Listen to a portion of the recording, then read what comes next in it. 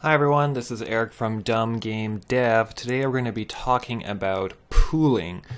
So not only just how to pool, but how to build a good system for spawning your enemies, destroying them, sending them back to the pool, as well as dealing with particle effects and other things that we want to pool. So if you're not familiar with pooling, why would we want to pool things? Well, this just basically means that we're not creating and destroying a lot of game objects, so for example, our enemies.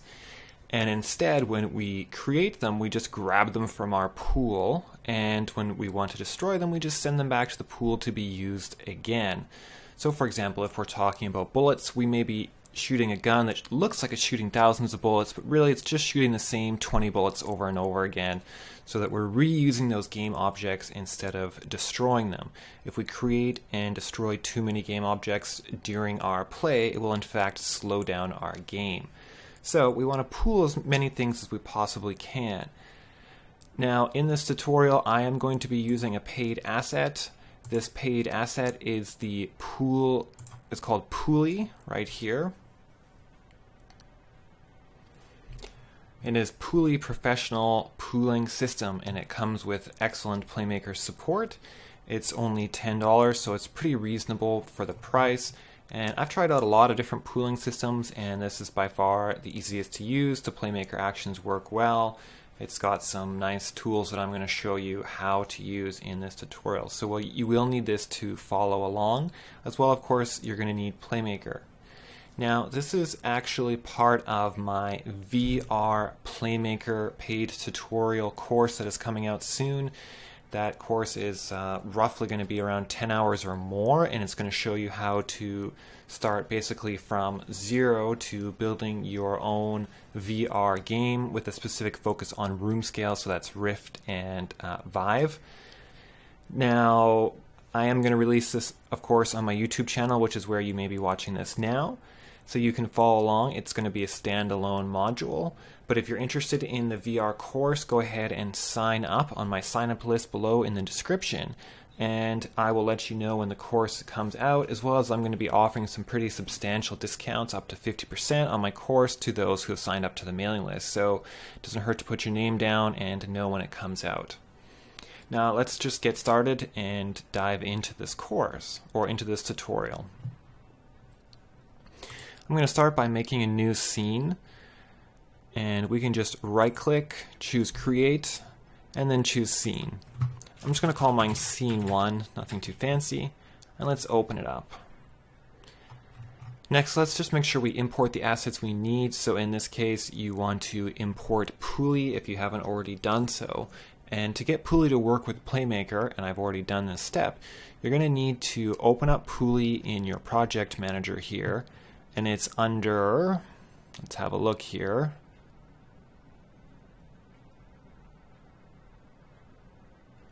It's under plugins, and then it's under easy for easy pooling.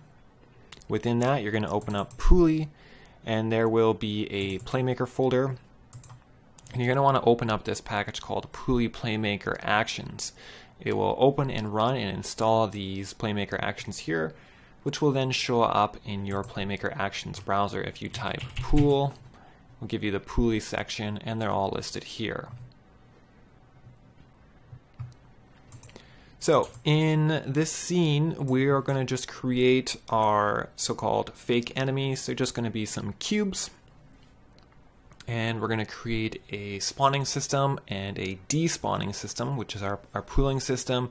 And we're going to give them some special effects using the particle system, which we're also going to pool. So let's just start off by adding a simple floor. And I'm going to use a cube to do that. I like to use cubes to do all kinds of things. So I'm just going to say 10 by 0.1 by 10. And let's throw a material on here that's just one of these materials that happens to come with the different packages I have installed. I have VRTK installed, so that's where these materials are probably coming from. But you can use, whatever materials you want here. So I've got a nice green floor, and I'm going to call it floor. The next thing I want to do is actually, let's create our pooling system. So my pooling system is going to be an empty game object, and I'm going to call mine game manager because I like to use it on my game manager. And I'll set this to 0, 0, 0. And I'm going to need 2 FSMs to do this. I'm going to use one FSM to be the spawner, and another FSM to be the despawner. And the reason we want to do this is if we have something spawning and despawning at the same time, we want them to be able to handle it, and it's just easier to keep them separate.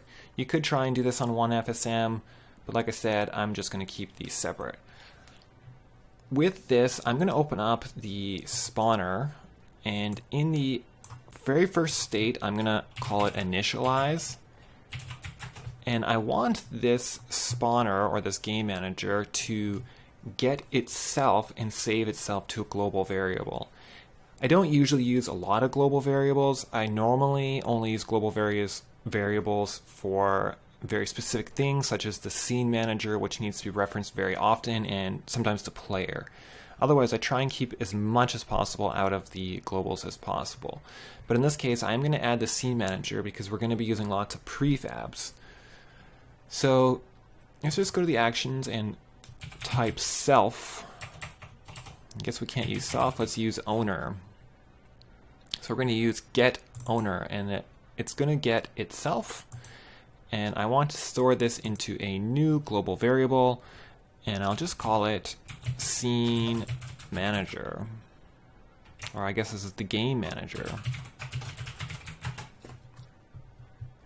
And that's it. So this will be stored into a global variable so we can find the game manager easier throughout all our prefabs, because we'll need to send lots of things for it for spawning and despawning, so we'll want to access it quickly.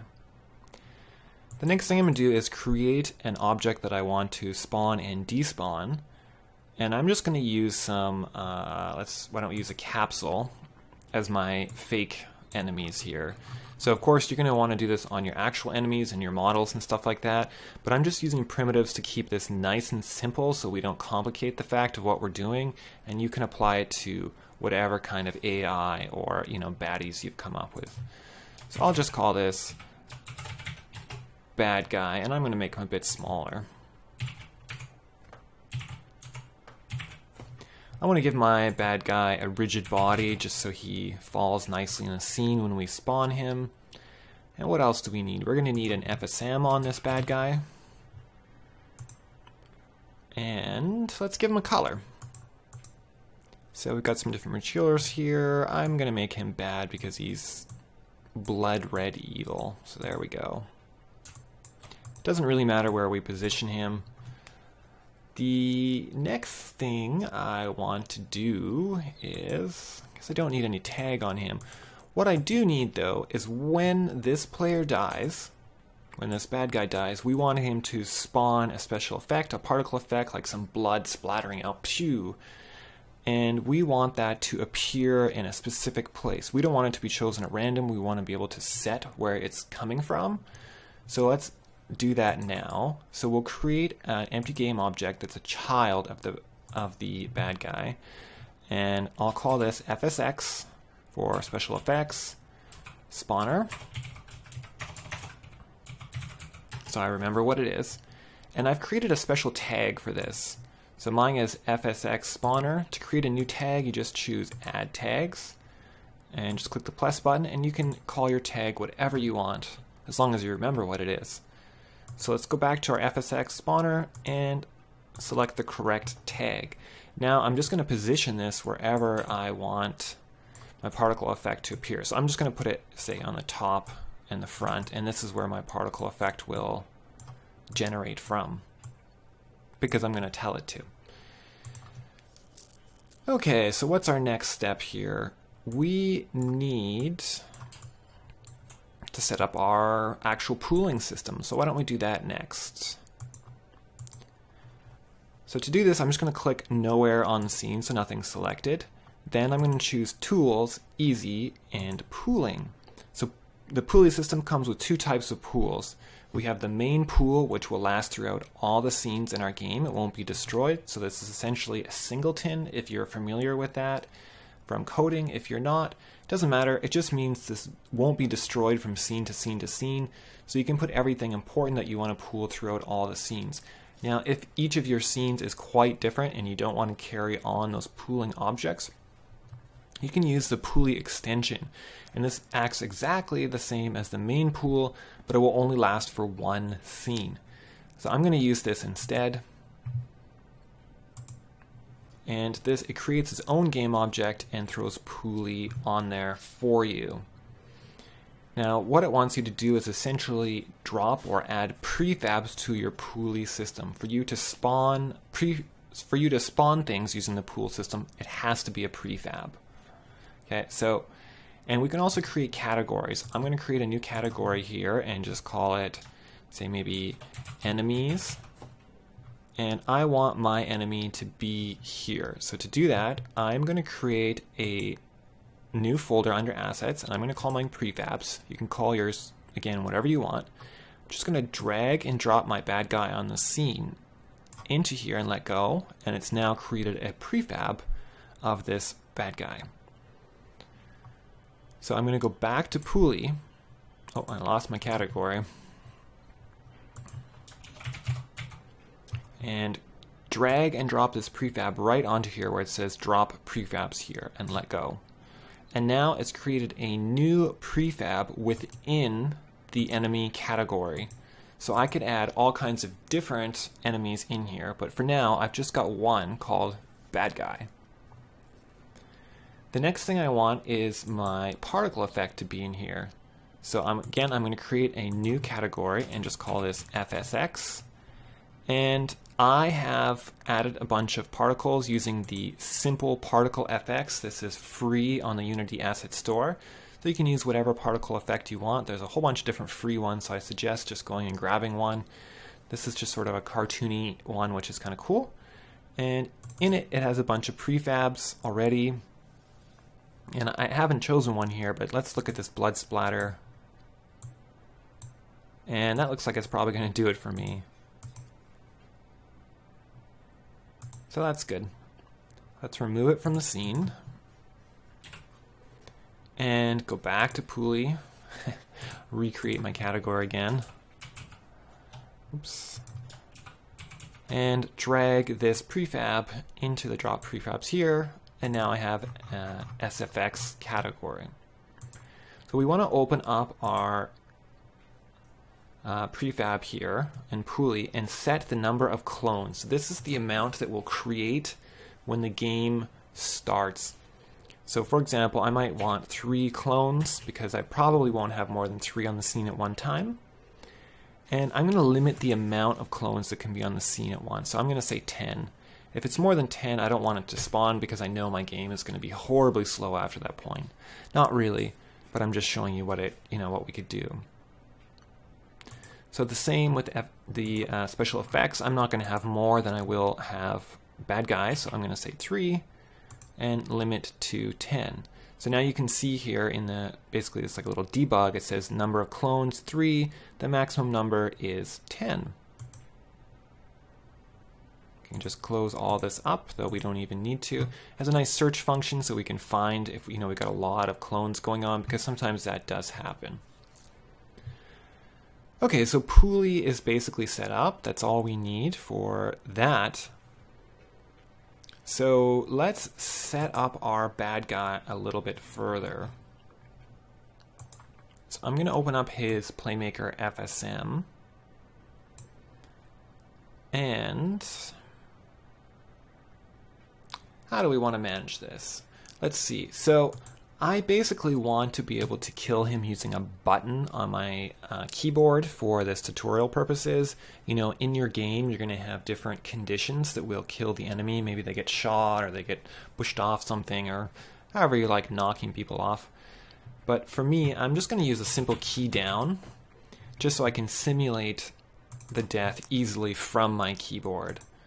So I'm going to use, say, the number 1 key, just pushing 1 on my keyboard. I'll create a new event just called key down. You can call it whatever you want, and I'm going to click here to quickly add it. Let's call state1 wait for key. And when the key down happens, I want to play an effect, my particle effect. So the first thing I need to do is figure out where I'm going to play that. And I've set up the location as a child. So let's use the get child action because we want to get the child. And the specific child we want is this one tagged with sfx spawner. And we're going to store this result as sfx go for game object. Next, we want to get the location of this. So let's type position, get position. Let's put this after. And what position do we want? We want the position of the sfx game object, and I'm going to store it as a vector, and I'll call it sfx position. So now we've got this specific position. The next thing we want to do is actually spawn our SFX. So let's type pool to see all of our Pooly stuff.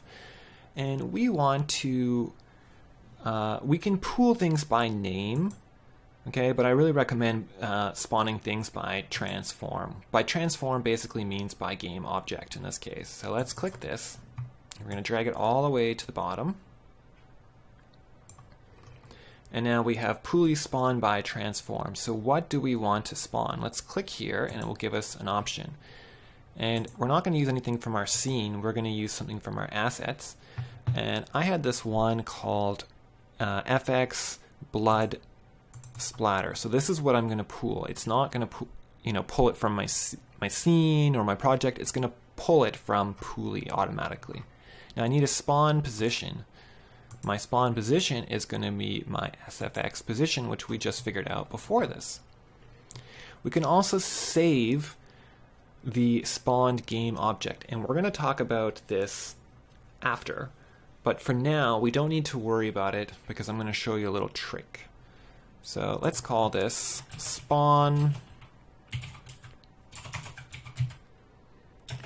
special effects. Okay, so after it's been spawned, we'll go to another state that we haven't worked out yet. So why don't we give this a try and make sure this actually works first and see if I made any mistakes. So it should be that if I push 1 down, it should spawn the effect, and we'll see what happens.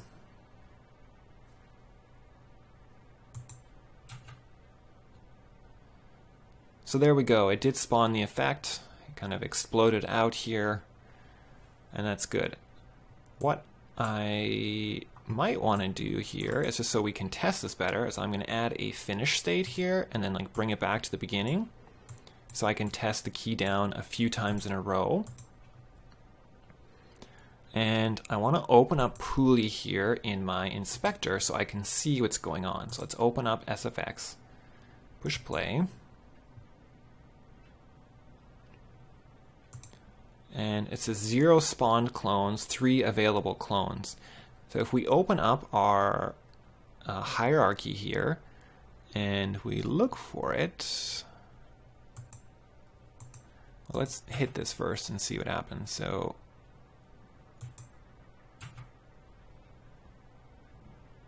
we can see we've used 2 spawn clones, 1 more as available. And now none are available. If we open up this don't destroy, it has Pooly. We open up SFX, we can see here 1, 2, 3 that have been used. So now it's created a 4th, and we could go all the way up to 10 and then it would stop working. So I won't show you that. Now what we need is a way to destroy these, or not destroy, but despawn essentially the particle effect so that it goes back into the pool. Because right now we're pulling it out of the pool, but we're not putting back in. And now this is a really easy way to do it thanks to Pooly, is I'm going to find the particle effect in my project, and it's this one called FX Blood Splatter. I'm going to make sure there's no script attached called destroy on load. Some of the particle effects from the store come with scripts to destroy them automatically. And I'm going to add my own component and type despawn. And we can see one called Pooly despawner that comes with Pooly. And what this is going to do is despawn this game object automatically for us based on a specific condition. Now we could despawn it using Playmaker, and I'll show you how to do that later. But for now, this is a much simpler way to despawn particle effects especially. So we don't want to despawn after a certain amount of time, although we could try and calculate that. We have one called effects played. We want to make sure it's clicked play on spawn, so it plays the effect when we spawn it. The duration, the start delay, and the lifetime, these will all be calculated automatically for you. So it wants to despawn after 3.5 seconds. Now I like to add another 0.5 seconds, just so I give myself a little room for error. So it will despawn after 4 seconds. Now that's it, that's all we have to do. We don't even have to reconfirm to save this prefab. So let's try this and see if this is working properly for us. So we'll open up Pooly so we can see it here and open up our special effects. We're going to click 1. It's going to spawn our blood. And you can see it goes back into the pool. 1 spawned, 0, or 0 spawned clones, 3 available.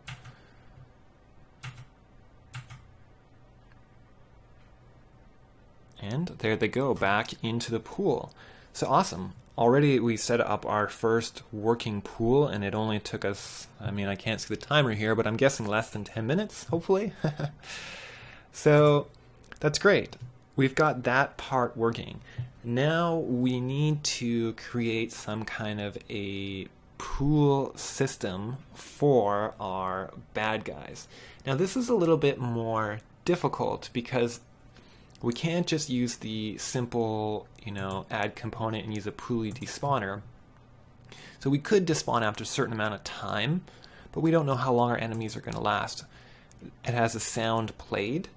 Again, we don't really know if that's going to work for us. Effect, collision, trigger. My enemies have fairly complicated conditions for dying. Usually, that they have no health left. So none of these conditions exist here exactly. So we're going to have to set up our own way of managing that. And to do that, I need some kind of a spawner. So we're going to go to the game manager, and we have a spawner here. And it initializes. And then after it initializes, I'm going to have it go to its first state. I'm going to use a key down again to spawn. And I'm just going to make this the number 2 key. Again, you probably have very specific conditions at which you want to spawn, like every 5 seconds, or you count the amount of enemies on screen. If you want to generate more enemies, you're going to do that. Maybe you want to spawn them all at once. But I'm just going to use a simple key down just for practice purposes in this scene.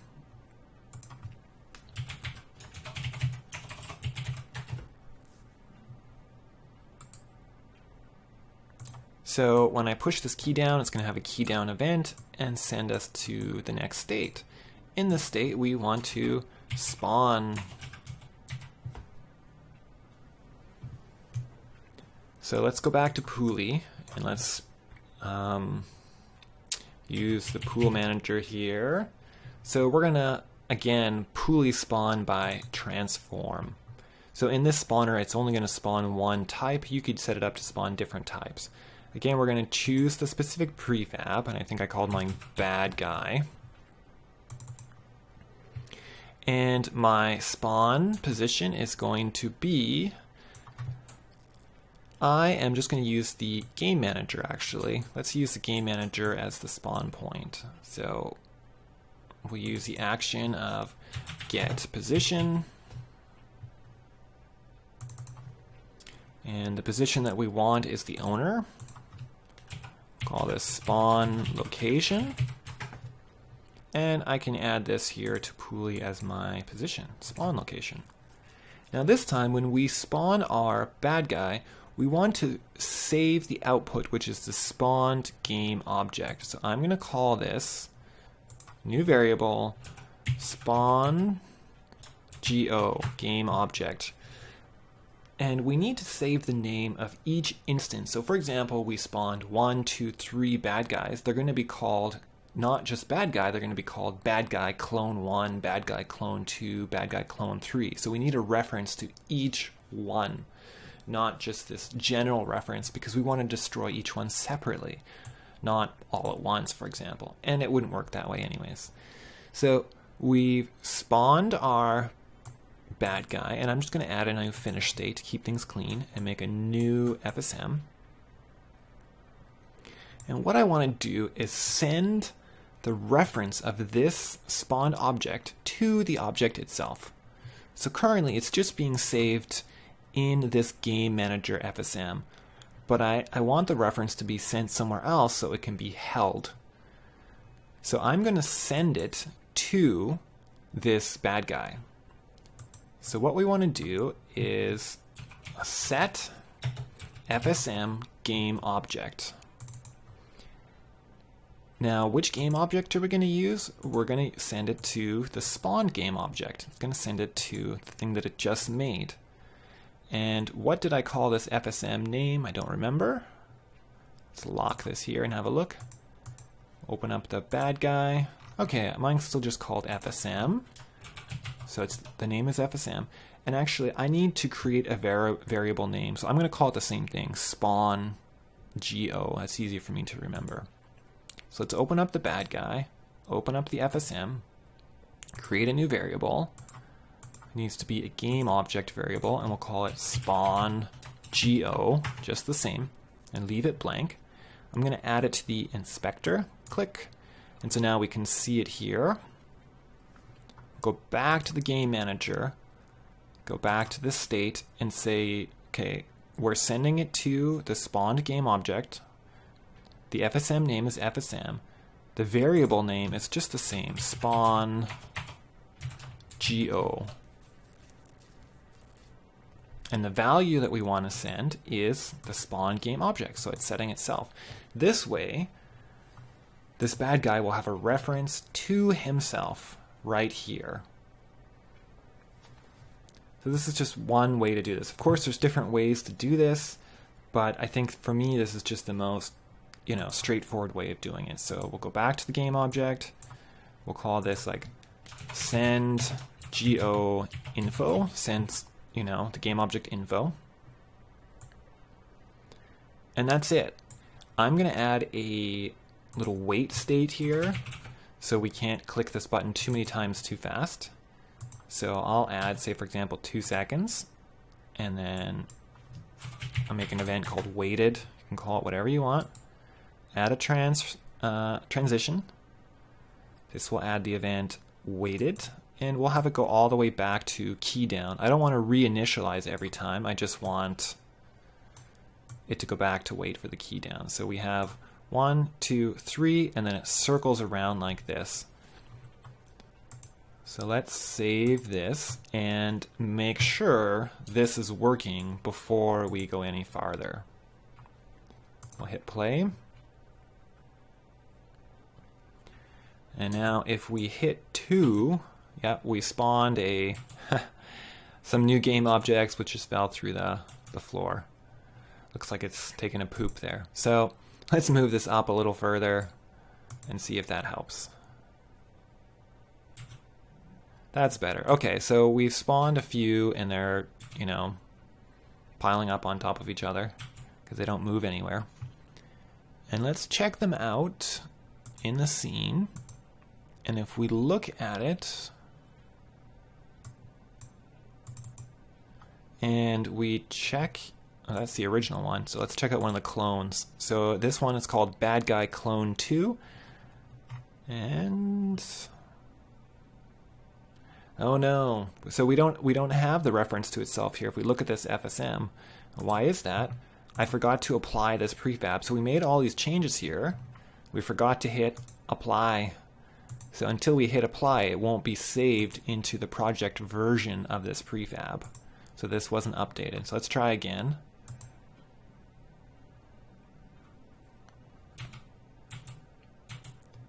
Okay, so now we have some cloned ones here. We'll go back to the scene view so we can select it easier. That's the original. This is the clone.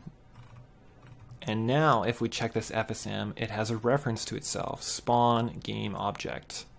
Bad guy, clone 1. Good, so that's a good first big step on this. Now we need this game object to despawn itself when we splatter out the blood, right? Because the blood splatter sort of signifies the death. So at the same time, we want to despawn it. So we'll go back to the bad guy, go back to Playmaker and check it out. So we have wait for key down, press 1, it spawns the blood, and then does nothing here. So we want to despawn it. And instead of despawning it right here, we could choose actions, and we could have despawn, and we could give it the clone for it to despawn and despawn right on the object itself. This would be one way to do it. It is fairly straightforward. However, often we have things happening after the game object is despawn itself. So for example, okay, I had to think a minute there why I don't want to do it here. So you can do it here. The reason that I'm doing it not on the game object itself is because I usually have a various different conditions as to why something would want to despawn itself. So for example, I have a character who likes to blow himself up. So if he's killed, he despawns. If he blows himself up, he despawns. And when he despawns, he actually has a set of different things that need to happen. And I don't want to have to add that to a bunch of different characters. So I just want to manage it in one place. So if we can just do something once, then let's just do it once instead of doing it many times over. So this is my general thinking to this. So in this example, you know, if you just want to stop here and despawn this way on the game object, that's perfectly legitimate if you have a very simple game. If you have something more complicated, like what I'm normally doing, then you probably want to set up a despawn manager. Okay, so how I'm doing this is I'm going to go to the despawn manager and set up a despawning system. So we'll just edit this FSM, and I'm going to add a new event and just call it despawn, and we'll make this a global event. Create a new state, and we want the state to get triggered when despawn is, the event despawn is sent. So we also need to add a variable called spawn game object, because it's going to need to get the object of what it's despawning. Oops. Spawn.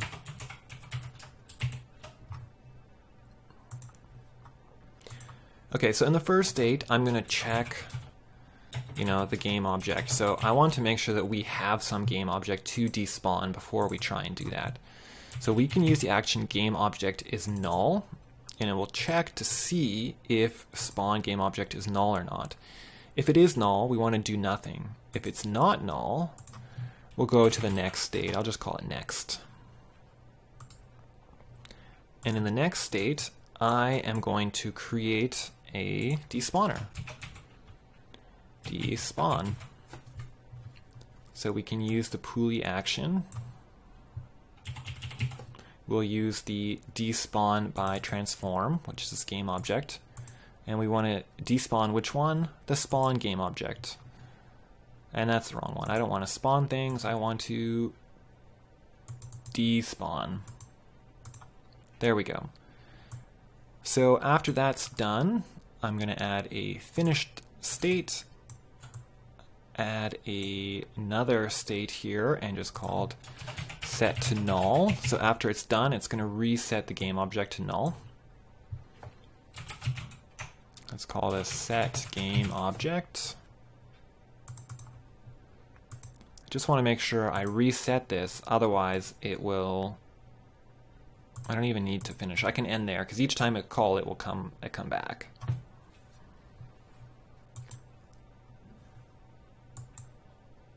Okay, so that looks right for me. So now what I need to do is trigger this event and send the game object here. let's click every frame. It won't actually start running until we send the despawn, so every frame won't take up a lot of memory. So it's only going to trigger once the spawn is sent. So we'll go back to the bad guy now, and we have him wait for a key down, plays his blood effect, and then we want him to despawn.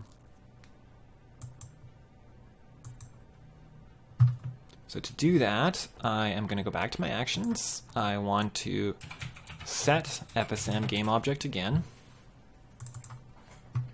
and I'm going to send this to my global game manager. The FSM name is despawner, I think. Let's lock this and keep an eye on it. So we'll go to the game manager. Yep, despawner. The variable name is spawn game object, just the same. I try and keep everything consistent. And we will set this to send the spawn game object. And we want to send an event. Where to send the event? Well, we're also sending this to the game manager. So a game object, not the owner, will specify one. Global game manager. And the event that we're going to send is a global event called despawn.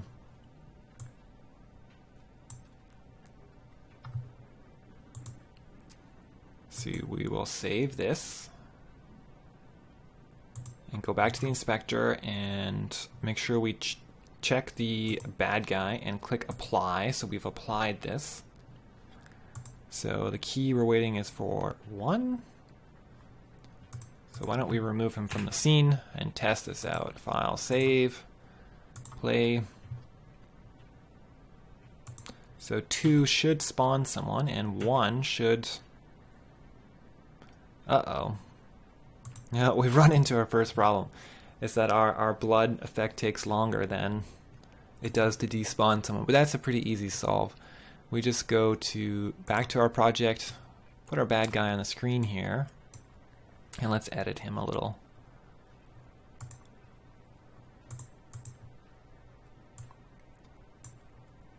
So I don't want him to die until my effect has finished. So we could time this out. I'm just going to add a wait.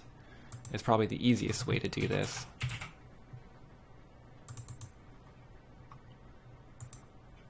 And I'll wait about, I don't know, 4.5 seconds, I think. We'll make a new event called waited. Let's kill this finish event so it doesn't send it accidentally.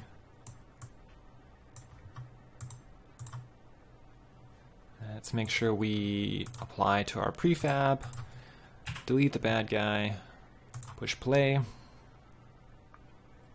We push 2 to spawn, 1 to play, and there we go. We probably have to tweak that a little further, but nevertheless, it is working. So let's do this 3 times, and then check Pooly and make sure it's pooling properly. Now, if we have a whole bunch of different kinds of bad guys, it's fine. We can just send the despawn event to our despawn manager, and it will take care of it for us. So let's check our Pooly system. 0 spawn clones, 0 spawn bad guy, so everyone has gone back to the pool. So there we go. It's a very easy way to make a simple pool for Playmaker, how to spawn things using Playmaker, how to destroy or despawn things using Playmaker, and use a manager as the way to do that. Again, I'm just going to point out I like to make a game manager that holds a bunch of different FSMs. Then I just keep this game manager throughout all my scenes, create one global so that everything knows where to send things for the game manager. For your despawning, you could create a bunch of different despawns, like despawn 1, 2, or 3 that have different conditions. They could have wait states, or they could turn off all kinds of different things. I'm going to go over this a little bit more in my course of different ways to turn things off as well, because we want to make it look a little more fancy, of course, but you can do that yourself on Playmaker. So Lastly, again, if you're interested in my VR course, it teaches Playmaker and VR. Of course, we use VRTK, which is an awesome system, and we teach you basically completely from scratch all the way to your own working game with your own level and stuff like that, with a focus on room scale VR, so Vive or Rift. And it's a complete package. So go ahead and sign up to my mailing list below and get your discount and be notified when it comes out. Thanks for watching.